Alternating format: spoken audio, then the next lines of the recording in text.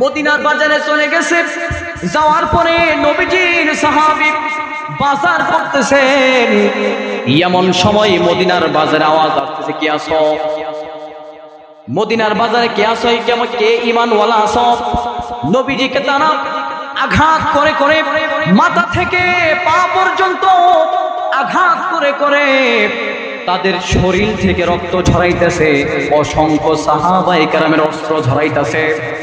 এমন কথা শুনে সাদ আর সালামি নিজেকে কন্ট্রোল করতে পারে নাই। তোমার চেহারাটা কেন ঢেকে রাখছো?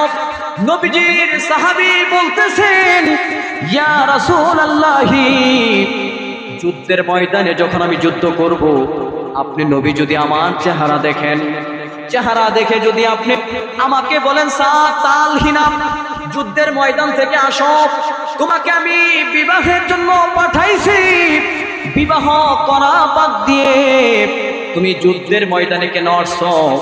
ইয়া রাসূলুল্লাহি, আমি তো এটা সহ্য করতে পারতাম না। এই জন্য আপনি যেন আমাকে এই যুদ্ধের ময়দানে না চিনতে পারেন, এর জন্য ইয়া রাসূলুল্লাহি আমি মাথা থেকে নিয়ে পা পর্যন্ত ডেকে যুদ্ধের ময়দানে আসছি। সুবহানাল্লাহ জোরে বলে। ওই সাহাবী নবীজির কাছে আরজি জানালেন, ইয়া রাসূলুল্লাহি, আমার জীবন চলে যাবে, ইয়া রাসূলুল্লাহি, আমার যদি জীবন চলে যায় আপনি কথা দেন, আমি যদি শহীদ হয়ে যাই আপনি কথা দেন আমাকে গোসল করাইবেন আপনি। শুধু তাই নয়, আপনার সাহাবী আবু বকর আছে, আপনার সাহাবী উসমান আছে, আপনার সাহাবী ওমর আছে, আপনার সাহাবী উসমান আছে, আপনার সাহাবী আলী আছে। একজন সাহাবীকে দিয়ে আপনি জানাজা পড়াইবেন না। ইয়া রাসূলুল্লাহি, আমি যদি শহীদ হয়ে যাই, শহীদ হওয়ার পরে ইয়া রাসূলুল্লাহি আমার জানাজা নামাজ পড়াইবেন। নবীজি কথা দিয়ে দিলেন, ছাত্রে চুপ থাকো, আমি নবী মুহাম্মদুর রাসূলুল্লাহ সাল্লাল্লাহু আলাইহি ওয়াসাল্লাম কথা দিয়ে দিলাম, আমি সাত তোমার জানাজা নামাজ পড়াইব। সুবহানাল্লাহ জোরে বলে। সাদ আর সালামির জানাজার নামাজ পড়াইছেন। জানাজা নামাজ পড়ানোর পরে নবীজি হামুগুলো দিয়ে দিয়ে পায়ের আঙ্গুলের উপর ফড়া দিয়ে দিয়ে নবীজি আসতেছেন। অসংখ্য গণিত সাহাবায়ে কেরাম ছিলেন। ওই সাহাবায়ে কেরাম নবীজিকে প্রশ্ন করলেন, ইয়া রাসূলুল্লাহি, আপনি এত জায়গা থাকার পরেও আপনি হামু গুড়ু গুড়ু দিয়ে কেন আসলেন? নবীজির সাহাবীকে নবীজি বললেন, সাহাবীরা শোনো, আমি যখন সালামির জানাজার নামাজের মধ্যে অংশগ্রহণ করলাম, তখন আসমান থেকে দেখলাম অসংখ্য অগণিত ফেরেশতারা সাদ আর সালামির জানাজার নামাজে অংশগ্রহণ করছে। সুবহানাল্লাহ জোরে বলে। এই জন্য কবি বলে, এমন জীবন তুমি করিও গঠন, মরণে হাসিবে তুমি কাঁদিবে ভুবন। এমন জীবন তুমি করিও না গঠন, মরণে কাঁদিবে তুমি হাসিবে এ ভুবন। এই জন্য ভাইয়েরা আমার, আমরা আজকে আসি, কালকে থাকবো না। বলেন, কিছুদিন আগে আমার দাদা দুনিয়ার মধ্যে জীবিত ছিলেন, আমার বাবা জীবিত ছিলেন। আজকে আমার বাবা আছে কিনা বলেন? আজকে আমার বাবা নাই, দাদা নাই, পূর্বপুরুষ নাই। আছে আপনাদের পূর্বপুরুষ? আছে নাই, সবাই চলে গেছে। এর মানে বিশ্বাস করতে হবে এই দুনিয়া থেকে আপনি আমারও চলে যেতে হবে, ঠিক কিনা বলেন? চলে যেতেই হবে। কাফের মুশরিকদের মধ্যে যত ধর্মের লোক আছে, প্রতিটা ধর্মের মানুষ, অনেকে ইসলাম ধর্ম বুঝে মানে, কিন্তু সে মানতে চায় না। অনেকে আছে ইসলাম ধর্মকে তারা পরিপূর্ণভাবে একটা ধর্ম হিসাবে তারা সবাই অবগত থাকে, কিন্তু ধর্মকে মানতে চায় না। কিন্তু তারা একটা জিনিস মানে, সেটা হচ্ছে যে আমার মৃত্যু হবে, ঠিক কিনা বলেন? এটা বিধর্মী হতে পারে, খ্রিস্টান হতে পারে, ইহুদি হতে পারে, নাসারা হতে পারে, যে কোনো ধর্মের, হিন্দু ধর্ম হতে পারে। তারা সবাই মানে যে আমার দাদা ছিল আজকে নাই, আমার বাবা ছিল আজকে নাই, বাকি সামনে 30 বছর পরে আমিও থাকবো না।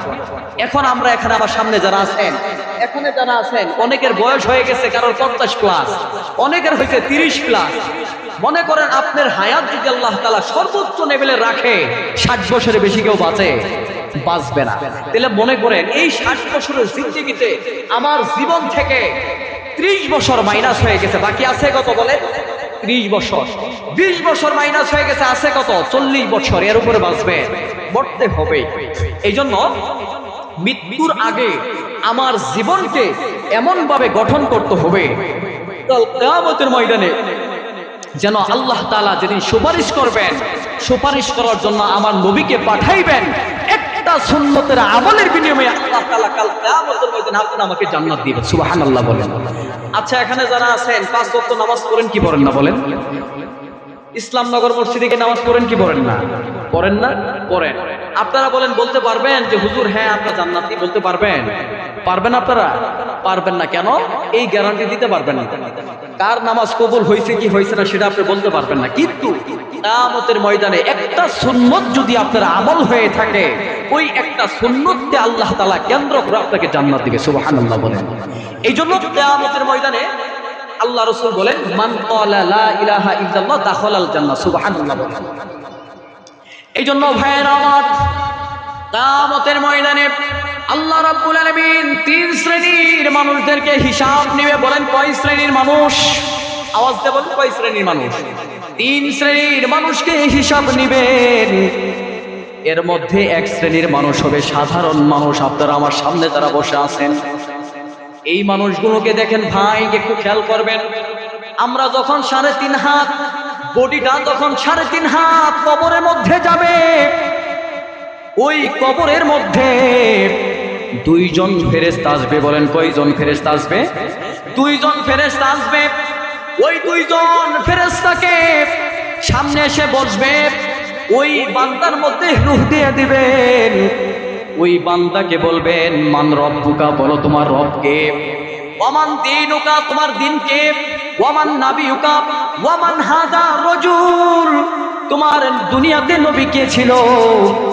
ওই ব্যক্তিটা বলতে থাকবে, লা আদরি, আমি কিছুই জানি না।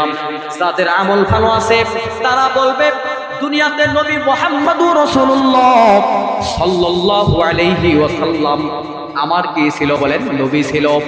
কিন্তু ভাইয়েরা আমার দেখেন, মানুষ কি আশ্চর্য ব্যাপার। হাদিসের মধ্যে আছে, মানুষগুলো কিয়ামতের ময়দানে কবরের মধ্যে ফেরেশতাদের সামনে মানুষ মিথ্যা বলতে পারবে না। কিন্তু দেখেন আশ্চর্যের ব্যাপার হচ্ছে, আল্লাহ রাব্বুল আলামিন কিয়ামতের ময়দানে সর্বপ্রথম নামাজের হিসাব নেবে। কিন্তু আশ্চর্যের ব্যাপার হচ্ছে, কিয়ামতের ময়দানে আল্লাহ রাব্বুল আলামিনের সামনে প্রতিটা মানুষ গিয়ে গিয়ে মিথ্যা কথা বলতে পারবে। ফেরেশতাদের সামনে কোনো মানুষের মিথ্যা কথা বলার কোনো সুযোগ থাকবে না। কিন্তু মিথ্যা কথা বলতে পারবে কার কাছে? বলেন কার কাছে বলতে পারবে? আল্লাহর কাছে মিথ্যা বলতে পারবে। কিয়ামতের ময়দানে আল্লাহ রাব্বুল আলামিন মানুষগুলোকে বলতে থাকবে, ও মানুষ সকল, বলো বলো আহসানু আমাল, তোমরা ভালো আমলের হিসাব দাও। ওই মানুষগুলো বলতে থাকবে, আল্লাহ দুনিয়ার জমিনের মধ্যে ইসলাম পাকে মসজিদ আছে, ওই মসজিদের মুয়াজ্জিন সাহেব যখন আল্লাহু আকবার বলে আযান দিতেন, আযানের সাথে সাথে আমরা মসজিদে নামাজের মুসল্লায় দাঁড়াইছিলাম। সুবহানাল্লাহ বলে।